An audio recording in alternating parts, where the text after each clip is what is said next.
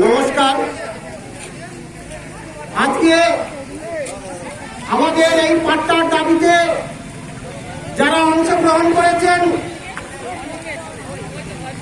দুর্গাপুরের আদিবাসী গাঁওতা নরেন টুডুর নেতৃত্বে এবং দুর্গাপুর শিল্পাঞ্চল বস্তি কল্যাণ সমিতির ডক্টর কৃষ্ণমাল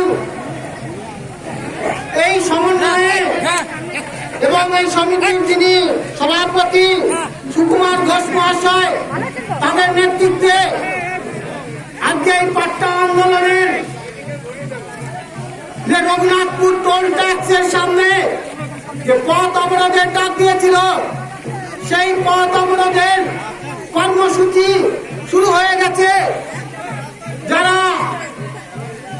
এই সমস্ত অঞ্চল থেকে আপনারা এই পথ অবরোধে যোগদান করেছেন, সবাইকে বলবো আপনারা রাস্তার মাঝে বসে যান এবং আমাদের এই কর্মসূচি যাতে সাফল্যমণ্ডিত হয় সেদিকে লক্ষ্য রেখে আমাদের এই মৌলিক অধিকার ফিরে পেতে আপনারা সহযোগিতা করুন এবং প্রশাসনের কান অবধি পৌঁছান, যে যাতে আমাদের এই মৌলিক অধিকার পাট্টার দাবি জায়গা স্থায়ীকরণ দীর্ঘ 50 বছর ধরে যে সমস্ত নিপীড়িত মানুষ, গরিব মানুষ বসবাস করছে এই সমস্ত অঞ্চলে, তাদের যে ন্যায্য দাবি দীর্ঘদিন ধরে প্রশাসনকে বিভিন্ন অফিস আদালতে এমনকি কলকাতার নবান্নতে পর্যন্ত আমরা এই আন্দোলনের ডাক দিয়েছিলাম।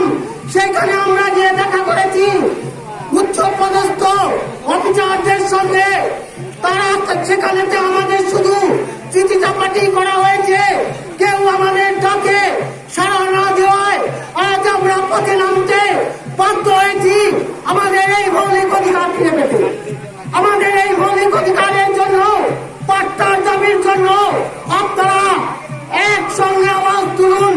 আমাদের এই ন্যায্য জায়গার স্থায়ীকরণ করতে হবে এবং এই গরিব মানুষদের প্রতি যে দীর্ঘদিন ধরে অবহেলিত ভাবে এক শ্রেণীর রাজনৈতিক দল তারা শুধু ব্যবহারই করে গেলেন, অথচ আমাদের পাশে না দাঁড়িয়ে আমাদের এই আন্দোলনকে সমর্থন না করে তারা তাদের সেই নির্দিষ্ট দিকে তারা লক্ষ্য রেখে চলেছে। তাই বন্ধু বলবো যে আমাদের এই ন্যায্য দাবি, এই দাবির জন্য আপনারা সকলে এগিয়ে আসুন, একসঙ্গে সমাবেত ভাবে আওয়াজ তুলুন। আমাদের এই মৌলিক অধিকার, পাট্টার অধিকার এবং বাঁচার অধিকার, বাঁচার মতো বাঁচতে চাই, তাই তো আমাদের পাট্টা চাই।